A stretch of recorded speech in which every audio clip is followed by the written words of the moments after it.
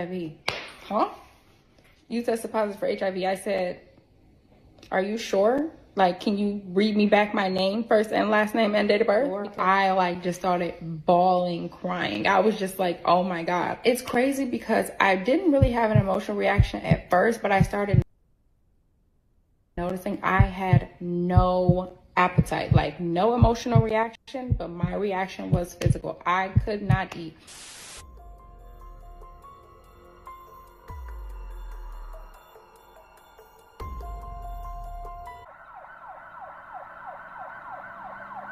Hey YouTube family, and welcome back to the channel.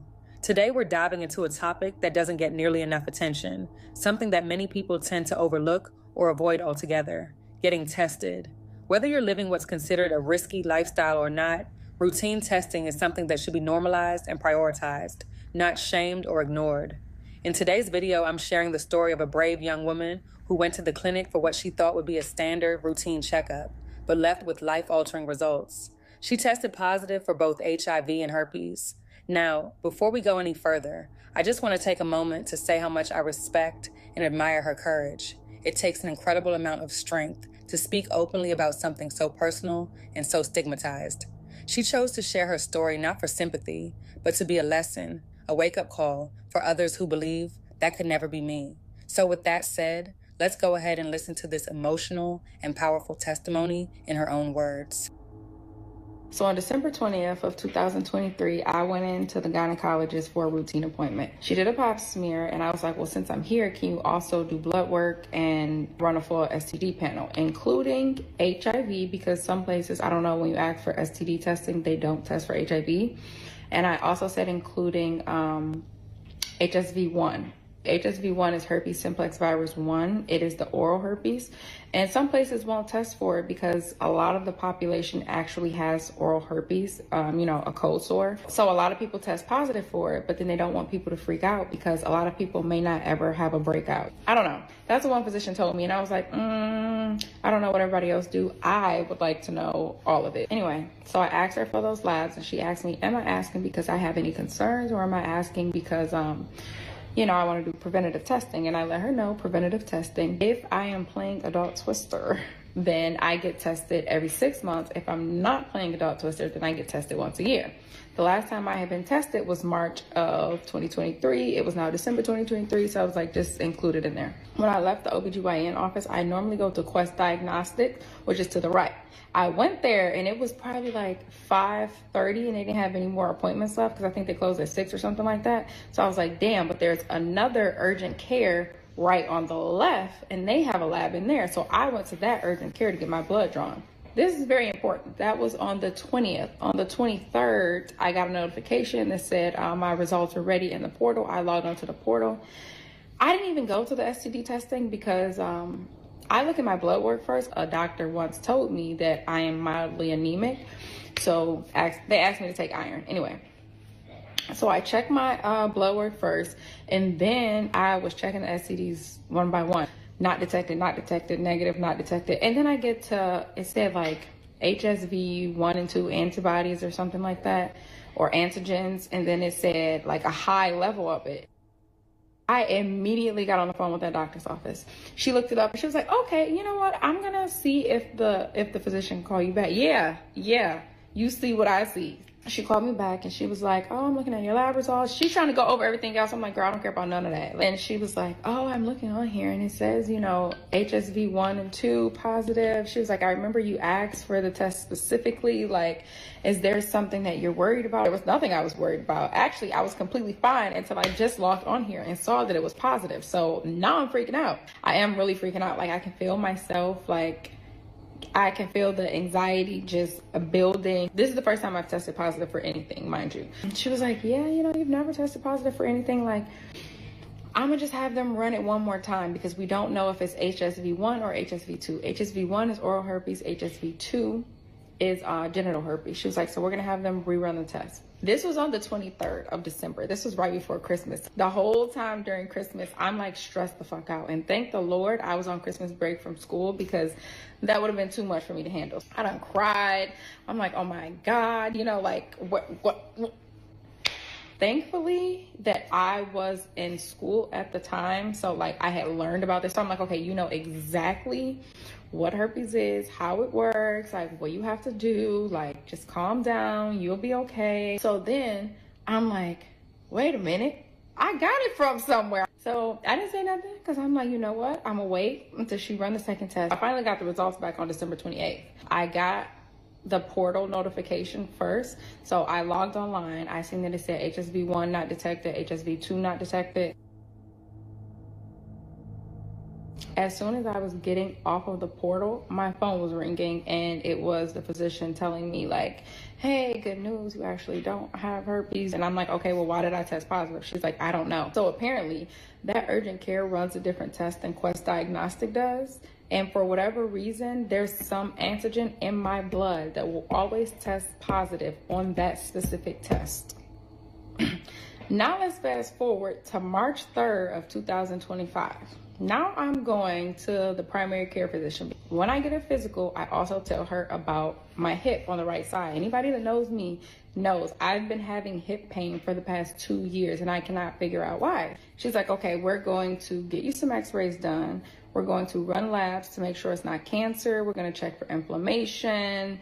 We're going to check your blood count. They want to make sure it's not arthritis, osteoporosis, like all kinds of stuff, right? So I'm like, okay, cool. And I'm like, well, since you run in my blood, can you check me for STDs as well? Can you make sure that you include HSV1, HSV2, and HIV? She was like, well, I don't know. They usually don't run HIV. Like, I have to. I'm like, no, I want it all. Why would you not do it? I want it all. It's like, okay, do you have any concerns? I said, no, it's just preventative testing. Fun fact, a lot of places or a lot of like clinics, if you tell them it's preventative testing, they will test you for free. If you tell them that like, oh, I think something's wrong or I've been having this issue, then they will charge you or charge your insurance. But usually, or not usually, a lot of the times, if it's preventative, then they will cover it for free. So ask them. So I'm telling her like, oh yeah, I'm not worried about that for real, girl. Like, since the last test I test negative, I've only been with one person 2 times. Like, I would know the 2 exact dates. I'm more so concerned about what's going on with my hip. She's like, oh, okay, cool.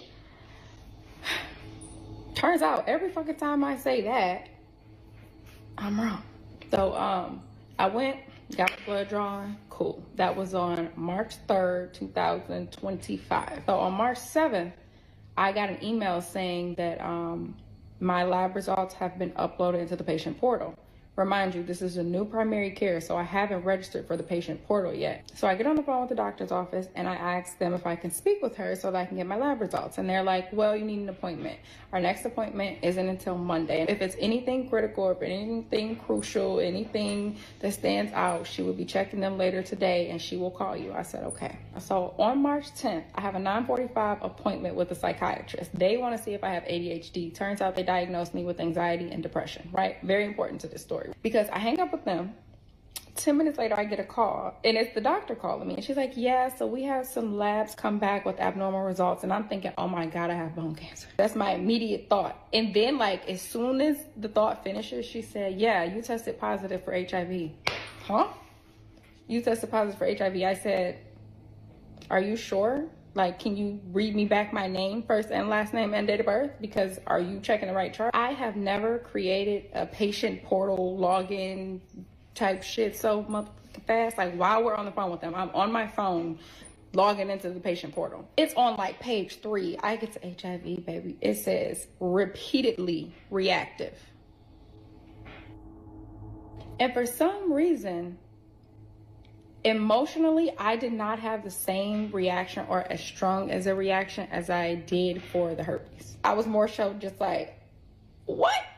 I'm like, that was the least of my concerns, like the very fucking least of my concerns. So she's like, yeah, we got to get you to a specialist immediately. Like, we have an appointment tomorrow at 11 a.m. or 1 p.m. Which one do you want? And I'm like, I have work tomorrow. And she's like, listen, the next appointment is not for 2 months, so you need to make this appointment.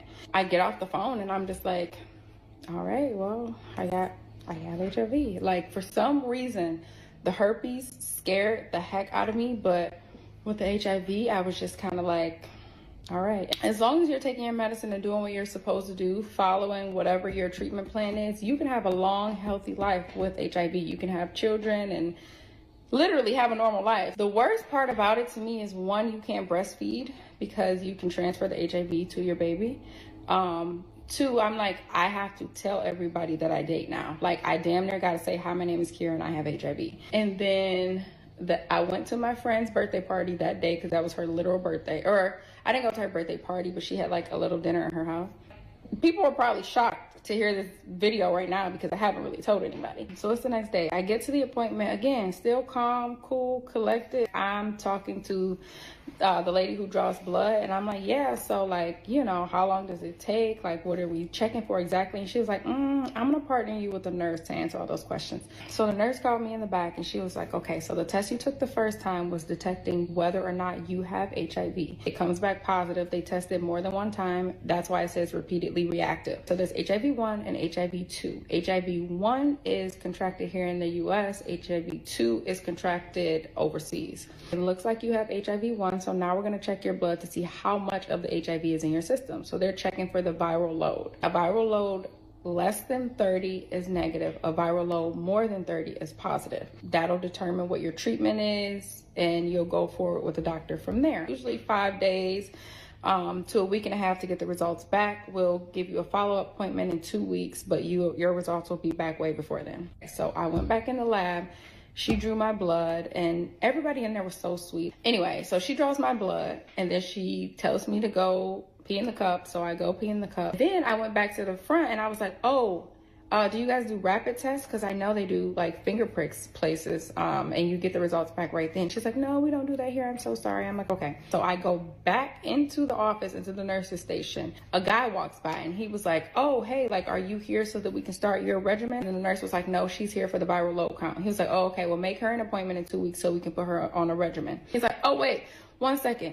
I have meds in the back. I'm gonna give you some meds. He goes back to his office. I look at the nurse. I'm like, is this the doctor? She's like, yeah. He never introduced himself, nothing like that. Now he comes back with 3 bottles of Biktarvy. It's 7 pills in each bottle, and he says, okay, this is enough to last you 3 weeks.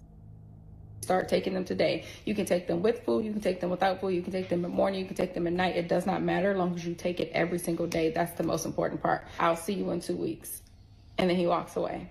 And then that's when it hit me. For some reason, that medication in my hand, baby, it hit me like a ton of fucking bricks, okay? I literally wanted to bust out crying right there at that nurse's station, but I didn't. So I walked out of the office. There was a guy sitting on the steps right there. He's bawling his eyes out. I'm guessing this is his first appointment or something. He just found out that he got, I don't know. But I'm like, oh my God. Everybody in the waiting room, like some people crying. Some people like look like they just got done crying.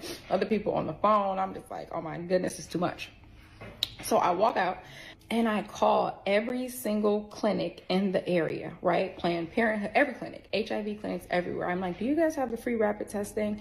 And every place is saying no. On my way home, I was watching TikToks of like people who tested positive for HIV. And there was this one lady who was like just spreading awareness of like at home rapid tests. And she was like, yeah, you can go on this website and get them for free. Oh, okay, cool. I'm gonna do this.